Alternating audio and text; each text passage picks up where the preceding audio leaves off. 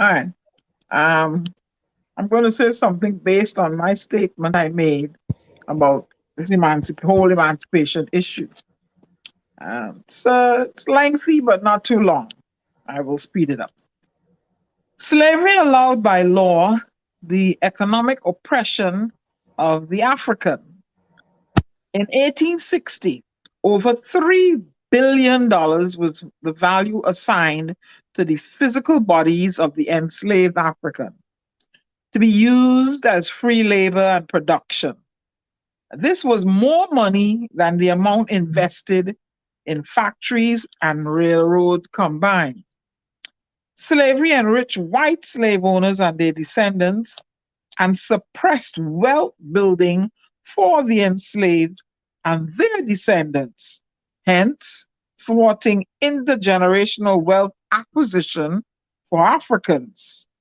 And when they tried to establish themselves, they were burnt to the ground, referring to Tulsa. Emancipation, what I mean.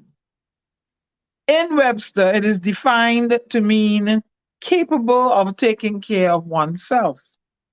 Do you know that there are persons under the age of 18 years who are emancipated minors? Happy Emancipation Day, a greeting dispensed once a year while attired in traditional African clothing. While it is important not to forget your past because we do not want to repeat the same mistakes, I would like to ask the following question. Being emancipated and poor, does that create a bastion for happiness?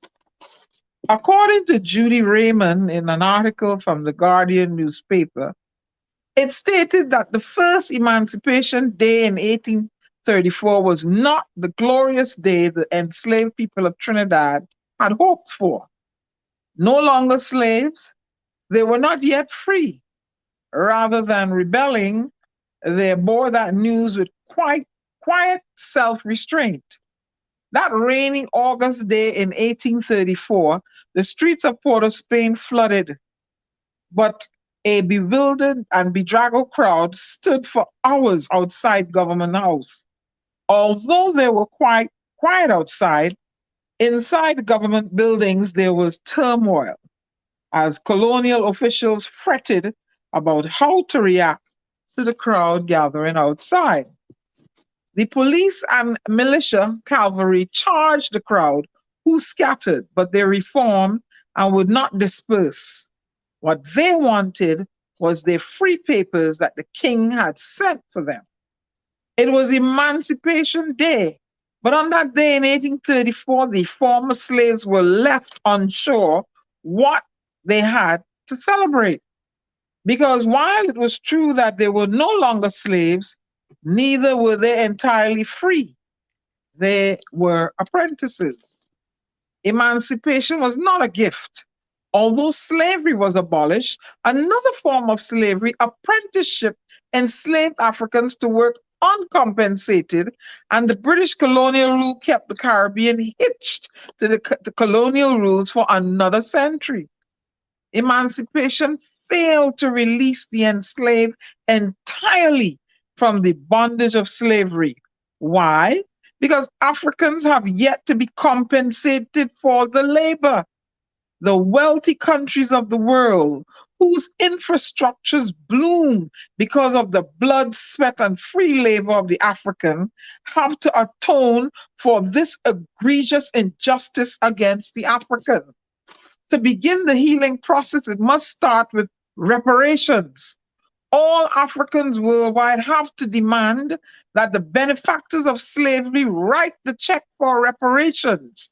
For too long, Africans have been given a bad check that has come back marked insufficient funds.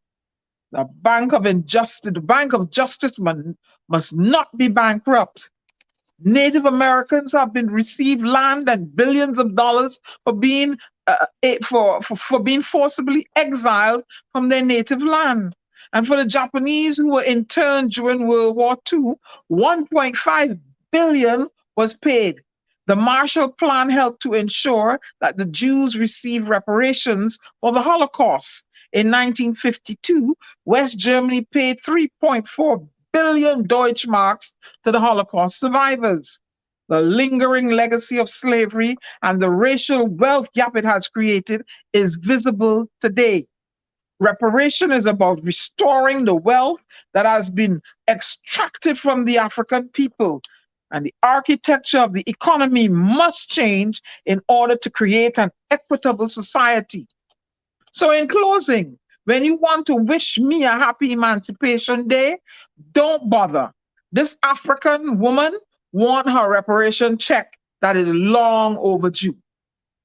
This is your global ambassador and poet bidding you auf Wiedersehen until we meet again. Good night, beloved people.